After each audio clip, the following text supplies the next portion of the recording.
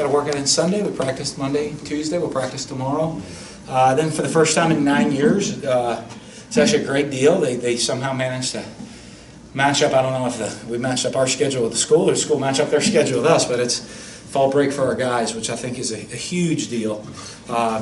You know, I know everybody, you know, one of the biggest things right now is quality of life for the student athletes, and everybody, I mean, that's like the catch phrase that everybody wants. So we found a way to get decent quality of life for student athletes right now, that their bye weekend matches up with fall break, so that our players get some opportunity to go home and see their families and get a couple of days off. So we're going to give them Thursday, Friday, Saturday, Sunday off.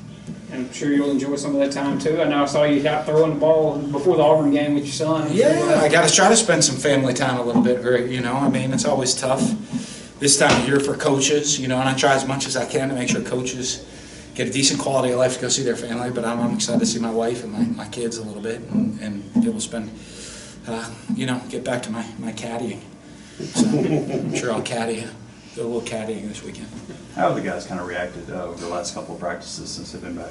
Good. You know, I mean, this week you're working a lot of different little things, technique fundamentals. Everybody's kind of at different levels. You know, what you're trying to do is get some of the guys that have played a whole lot, you know, a little bit rested, but working technique fundamentals and some things they need to improve on as a team. Clean up some things that we've done. You know, we want to do better. Then, you know, get to really some base offense defense for some of the guys that maybe aren't playing a lot, but to give them a lot of reps so that they're, you know, one step closer, because you never know, you know, and teach all our guys like Greg Island, you never know when your number is going to be called, and you better be ready at that moment when your number gets called. And so to give a lot of those guys reps so they're a little bit closer to being ready to play. What did you see out of Greg after getting to watch film? Yeah, I mean, he went in there, did okay. I mean, he's got a ways to go, but he's a freshman.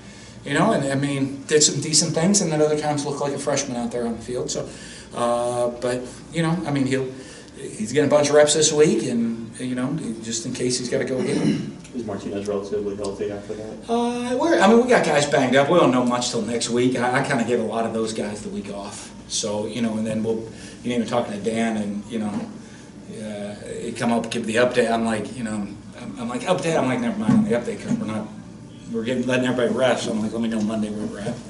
When you look back at the film with the Auburn game, what kind of caught your attention or stuck out? Same thing as after the game. You know, I mean, we did the things you can't do when you're on the road playing a good team in a tough environment. What did you take away from Nick's performance? On that game, the last game, Mm-hmm. I mean, just got to get better. You know, I mean, he's got to get better, and you know, we talk about it, and we're, you know, but this is a great week to go work fundamentals. So we're working a lot of technique and fundamental work this week on.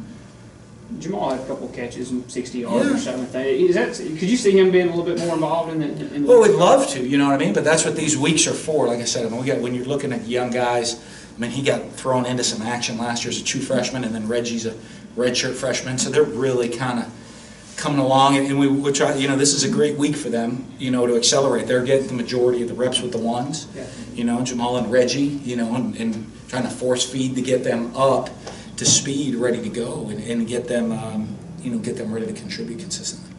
I know I ask you every week, but have you made a decision yet on Malik Deary? No. Again, it will probably be a Monday deal. Okay. It'll be a Monday. You know, Monday we should have a feel. You know, make our final where we're at. He got. I mean. Today we rested him. I think yesterday he got 30-some reps of practice, but we'll see in how it goes after getting a little heavier practice. How does he look so far? Monday. Good. You know, I mean, he loves ball, so he loves football. So it's good to see him running around, having some fun, getting the opportunity to practice. He's not 100%, so that's the whole decision. Is, you know, is he good enough to go right now with his health? Is that worth it? Will you go ahead and get a jump start on BYU at all this week, or just go ahead and wait till game week? Coaching-wise, yes. The fact that we're giving everybody the extended weekend, you know, maybe subconsciously we got some things in there for the guys, but we haven't done it as, you know, as a game plan for our guys. You know, let them. So I mean, there's some things. You know, we split up. You know, we do scout team work instead of good on good, where we're really trying to get the young guys accelerated. We'll do some scout work, and that's advanced work, even though they don't know they're maybe getting the advanced work just yet. After the highs of a 3-game win streak, then now going to these 2 tough losses there, is the team developing that kind of equilibrium you were talking about? Well, they're learning. They're young guys, you know, so everything's kind of new. for a lot of these guys here. You know, I think everybody, you know, one of the things, and having done this now for a while, I guess, as a head coach, and